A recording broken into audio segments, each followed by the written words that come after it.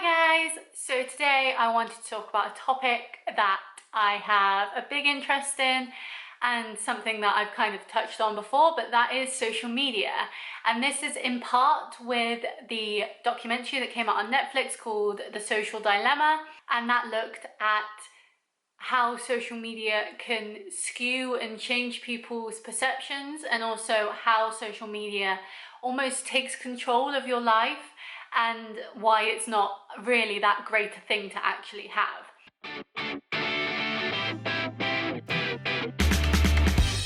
So this is more looking at things like the information that you are being shown rather than social media tracking you and knowing all your data. Of course, the way that they use this data is how they're able to show you things that will skew your perception of the world. But I think it's very interesting because this is an area of social media that I never really thought of or thought was a thing. But now looking back at my experience with social media, it all makes sense. So I'll try to give a bit of context as to what I'm talking about. So say it's the election, like the presidential elections that are going on right now. Your social media knows who you support based on what you look at on Google, what sort of trends you click on, what news you read. They understand if you are on the left or the right or somewhere in the middle.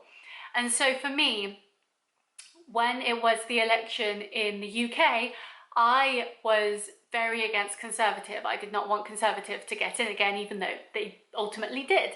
But this is where it becomes interesting. So on my Twitter feed, all I was seeing was Labour and Lib Dem supporters. So a lot of people who supported the left rather than the right.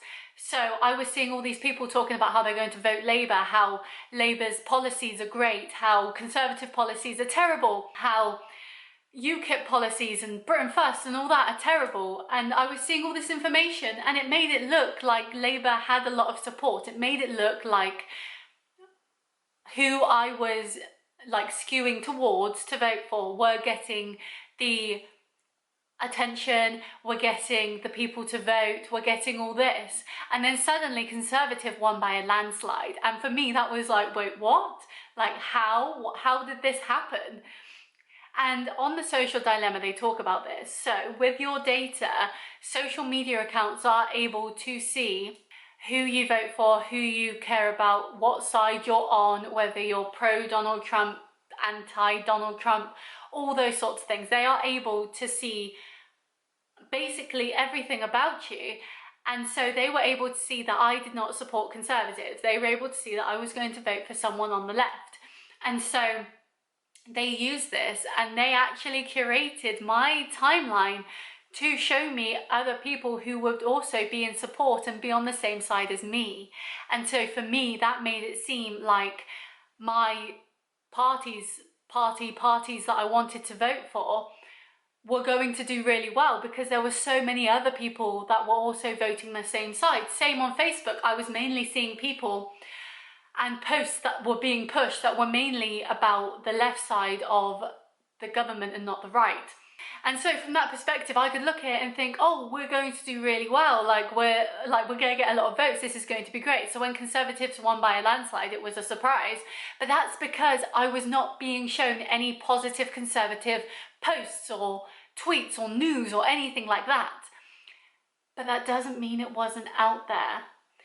Now, with my feed, because they know that I'm on this side, not that side, they showed me things that were on this side. But say I was a Conservative supporter, say I was on this side of the whole political spectrum, then Twitter and Facebook would be showing me things that were on this side. And that is insane. And that means that no matter where you look now, because we already know that newspapers and news sources are going to be biased. I mean, they're written by people who have their own opinions. Like, there's no such thing as unbiased news anymore because there can't be, you know? Like, your own opinion is going to be somehow filtered in. So I used to go to Twitter to find my news. I used to go to Twitter and read it because I thought that was the most non-biased place I could find it, because everyone's tweets would be from different sides of the spectrum. Everyone's tweets would be talking about the same thing, but with their own opinions and facts sprinkled in. But that's not true. What I was seeing was all on the left, and if I was on the right, all I would see is stuff on the right. So then you meet people in real life and you say to them, who are you voting for? And they say, oh, this party. And you think, how can you vote for that party? Have you not seen all that stuff online about how terrible they are and how they're liars and all their policies are wrong or whatever? But of course they haven't, because Twitter and Facebook and Instagram and everywhere else is showing them posts that show their party that they're voting for to be good. They see the side that I don't see. I see the side that's bashing their party, but they only see the side that's bashing my party. It's insane. The whole point of this video is how social media causes hysteria. And this is just one part of it, because I think it's insane that by your data and how you look at things can really skew what you're seeing. And so that can almost cause more rifts between other people, because like I just said, I could talk to someone who's on a different side of politics, for example, than I am, and I think I'm right because of what I'm seeing, and they think they're right because of what they're seeing, but we're not both seeing the same information. We're seeing information that is coming from a source, of course, like say the Conservative Manifesto, it's coming from there, but because I'm seeing people slate it and they're seeing people big it up, we're completely on different sides of the spectrum. Whereas before social media, you would only be able to see what you saw, you'd have your own thoughts. But because we're so, like, social media is so ingrained into us right now, it can skew our thought processes and how we think so easily. Now, for some people, obviously, this isn't like a huge thing. Like, some people still have their own thoughts, still know what they think is right, all that sort of stuff. But the things like, especially in America, Pizzagate, which was a huge child paedophile ring in America, that was a conspiracy, to even the pandemic conspiracies now, like with masks and stuff. Like, it's everywhere, and mostly that stuff is born from social media because people see things on their social media that they think is true, and so they run with it. You know, I see things on my social media that I think is true, I then go to a different news source or media or whatever and find that I'm completely wrong. But that's me. I do the extra work to work out what's true and what's not.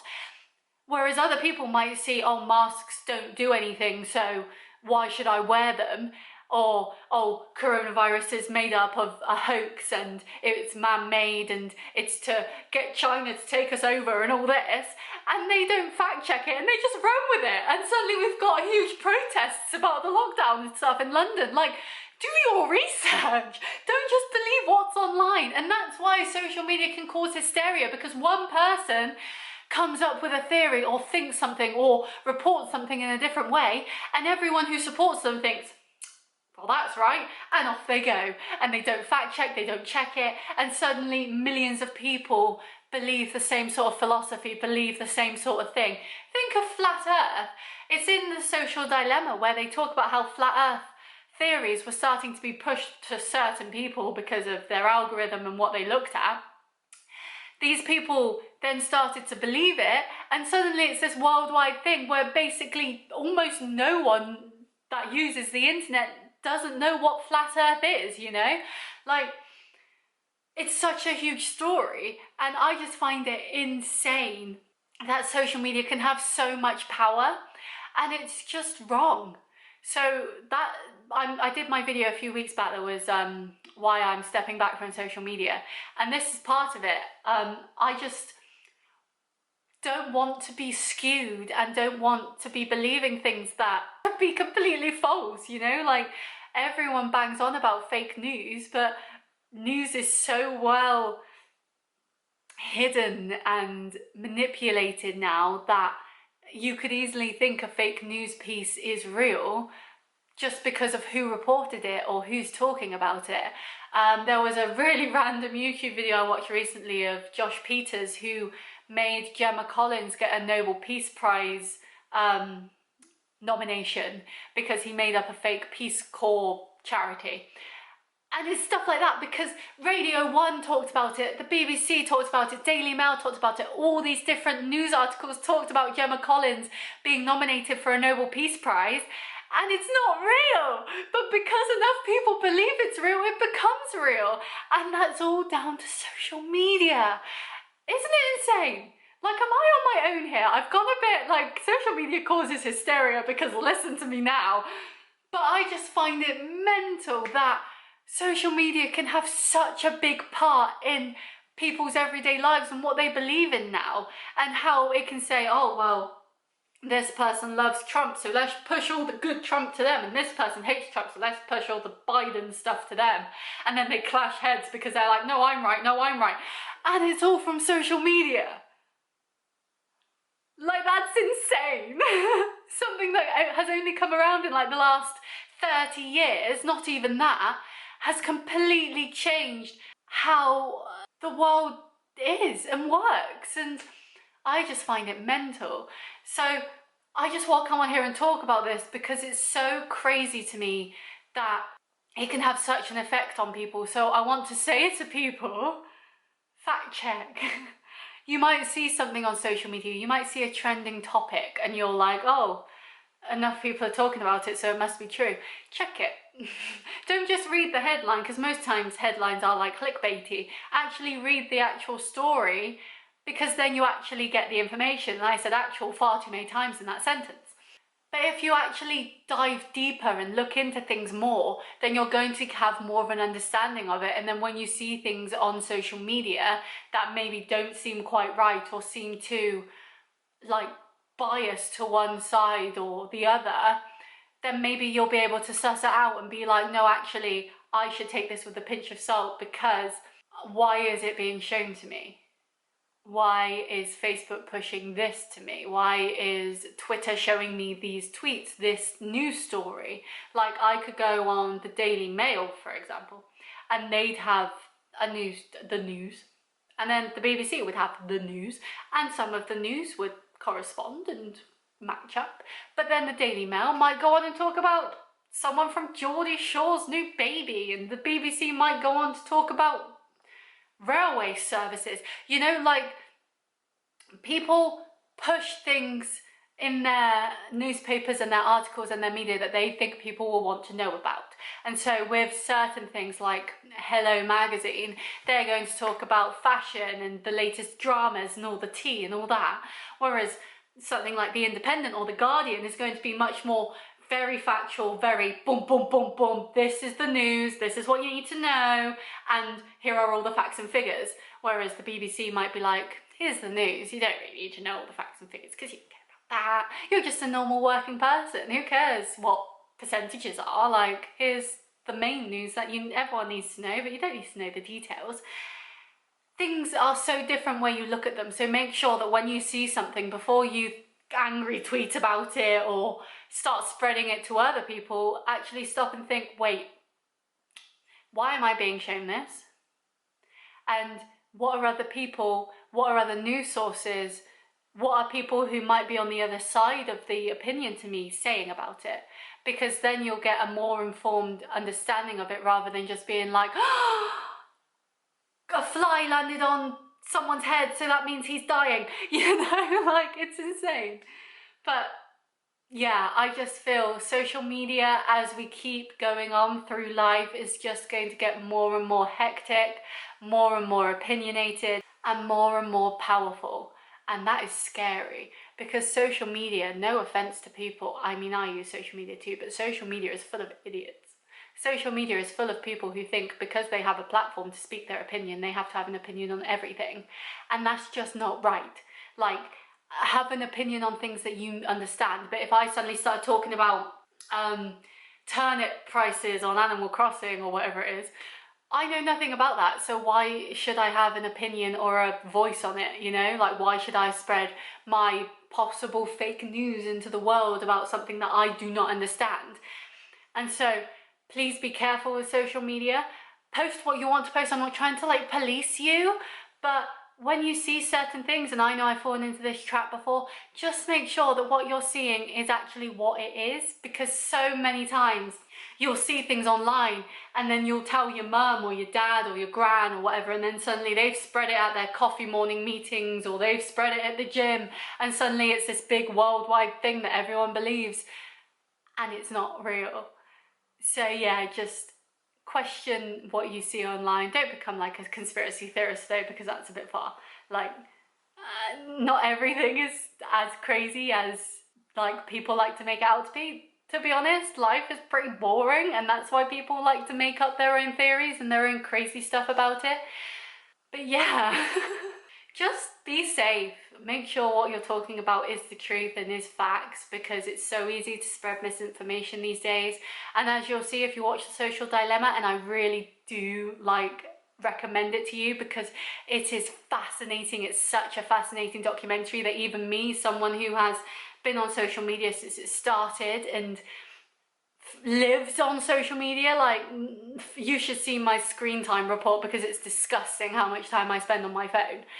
But that opened up my eyes to things that I didn't even think were possible.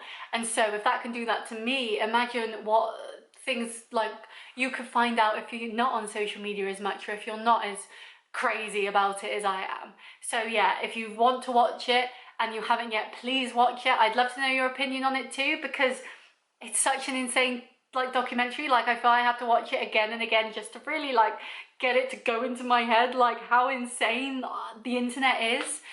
But yeah, just be safe. Don't take everything as face value, and really, and this is to me as well because I do it, but don't use social media as your source of news, because as I said, there's so many opinions and so many thoughts on social media from so many different people that aren't informed, that you could read the news and then see people talking about it online, and that'll just completely sway you from the truth. And that's not good or right at all. So be careful on social media. Don't lose your own opinion because a majority is saying something else. You know, if you feel in your gut you're right, then believe that. Don't just follow the crowd because everyone's suddenly a flat earther. Just be careful with it, and yeah, watch The Social Dilemma. But yeah, I hope you enjoyed this video. It was a bit of a different, weird one. I just had to get on here and talk about it because it's been blowing my mind, and I just find it so insane how much power and like presence over people's social media has. But yeah, I hope to see you next week with my next one. Hopefully it won't be as insane as this. But yeah, I'd love to know what you think about social media. Are you worried about it? Are you stepping back from it like I am because it's a scary place to be? Or are you just getting on with it and whatever will be, will be? And yeah, let me know your opinion on The Social Dilemma too. I'll link my review below because I really enjoyed writing that review. And I'll see you next time. Bye!